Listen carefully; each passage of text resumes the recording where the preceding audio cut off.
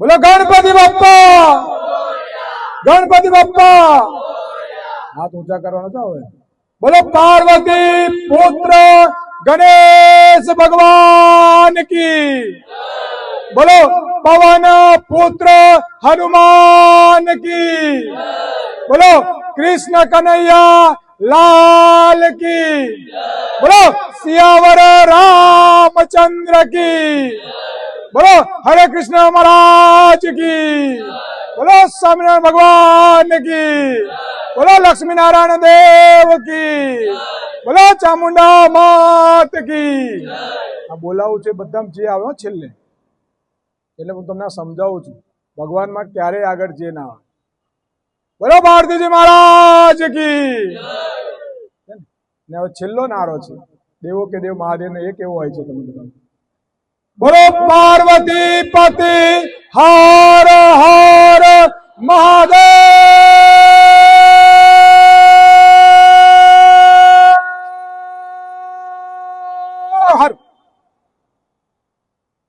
હવે એક નારો છે સનાતન ધર્મ। બરાબર સાંભળજો। આ હર હર મહાદેવમાં છેલ્લે સુધી મારો રાગ હતો, બરાબર।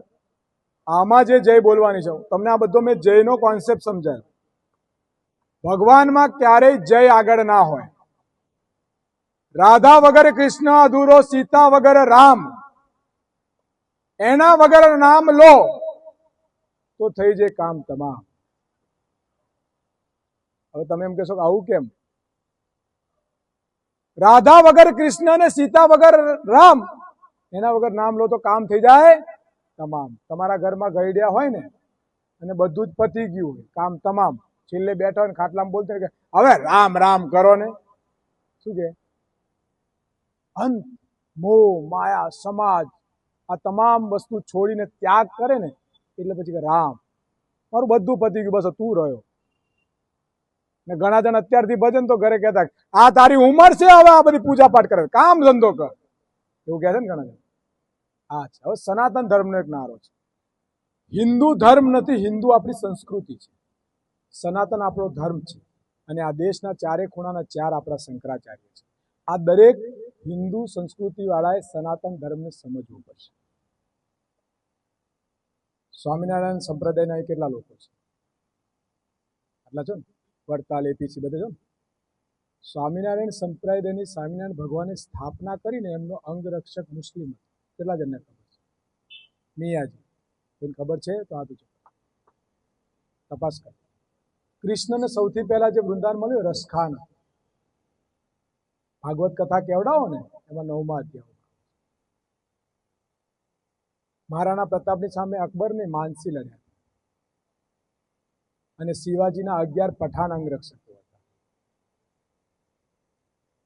બહુ લાંબો ઇતિહાસ, ફરી ક્યારેક મળીશું ત્યારે બહુ ડિટેલ્સમાં વાત કરીશું। આ તો ખાલી તમને ઝાંખીઓ નાખી એટલે ખાલી કહું છું વોટ્સએપ યુનિવર્સિટી બહાર એક યુનિવર્સિટી છે, એ છે નોલેજ યુનિવર્સિટી। વાંચવું પડે, શોર્ટકટ નહીં।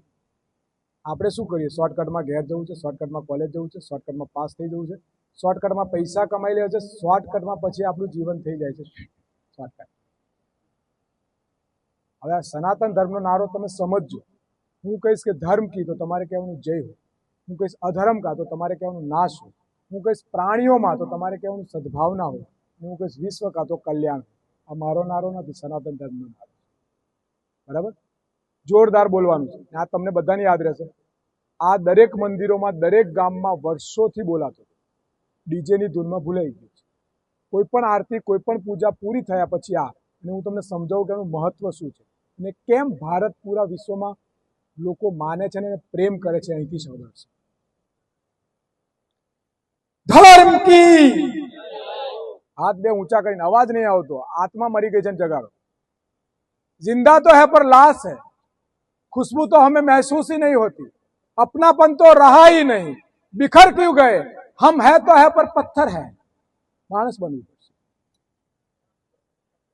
धर्म की, धर्म की, अधर्म का, अधर्म का, प्राणियों में सद्भावना हो, प्राणियों में, और विश्व का, और विश्व का, और विश्व का फरी बार डेमो અને આ પરફેક્ટ હોવો જોઈએ।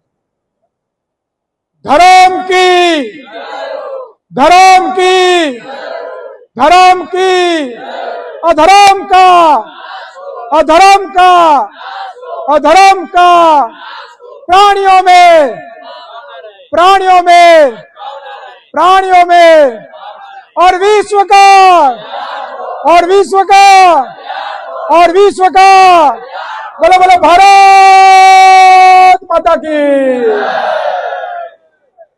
एक ज धर्म आ विश्व में एवो छे के जे प्रेम शीखवाड़े छे।